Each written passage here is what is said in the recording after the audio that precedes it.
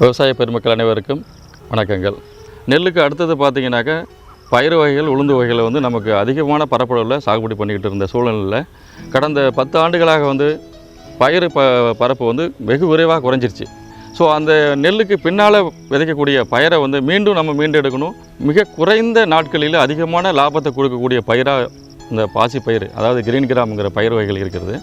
So அந்த வகையில் வந்து எந்த பயிர் ரகம் வந்து நம்ம மாவட்டத்துக்கு உகந்ததாக இருக்கும் அப்படிங்கிறத நம்ம வந்து எடுத்து கொண்டு வந்து விவசாயிகள் கொடுக்குறங்க நோக்கத்தில் தமிழ்நாடு அரசினுடைய விதைச்சான்றளிப்பு மற்றும் அங்கக சான்றளிப்பு துறை சார்பாக மத்திய அரசினுடைய பயிர் வகை ஆராய்ச்சி நிலையம் கான்பூரில் இருக்கிற நிலையத்தினுடைய இயக்குநரை தொடர்பு கொண்டு ஸோ நம்மளுடைய மாவட்டத்துக்கு உகந்த ரகங்களை கேட்டோம்.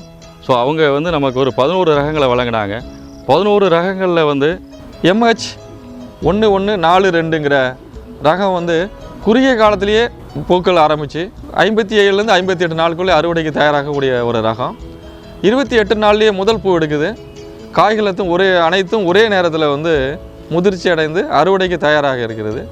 இந்த ரகம் வந்து இயந்திர அறுவடைக்கும் ஒரே நேரங்களில் அறுவடைக்கு வர்றதுனால ஒரு மாற்று பயிருக்கு வந்து இது ஒரு சிறந்த ஒரு ரக தேர்வாக இருக்கும். ஸோ இந்த ரகத்தை நம்மளுடைய மாவட்டங்களில் குறைந்த நாட்களில் 55 நாட்களில் நம்ம வந்து சாகுபடி செய்யும்போது அடுத்த பயிருக்காக இந்த நிலத்தை வந்து தயார் பண்ணுறதுக்கு நமக்கு வந்து ஏதுவாக இருக்கும். அது மட்டும் இல்லாமல் இந்த ரகத்தில் பூச்சி நோய்களுடைய தாக்குதல் ரொம்ப குறைவாக இருக்குது.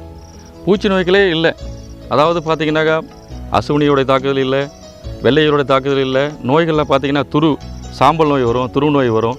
அதனுடைய சிம்டமே இல்லை, எதுவுமே வரல. அதே நேரத்தில் பார்த்திங்கனாக்கா மஞ்சள் தேமல் நோயுடைய தாக்குதல் வந்து மற்ற ரகங்களோட இந்த ரகங்களில் 1% கூட நாங்கள் பார்க்கல. குறைந்த நாட்களில் அதிகமான மகசூல் கொடுத்து அதிக வருமானம் கொடுக்கக்கூடிய இந்த பயிரை வந்து அறிமுகப்படுத்தணுங்கிறது தான் எங்களுடைய நோக்கம்.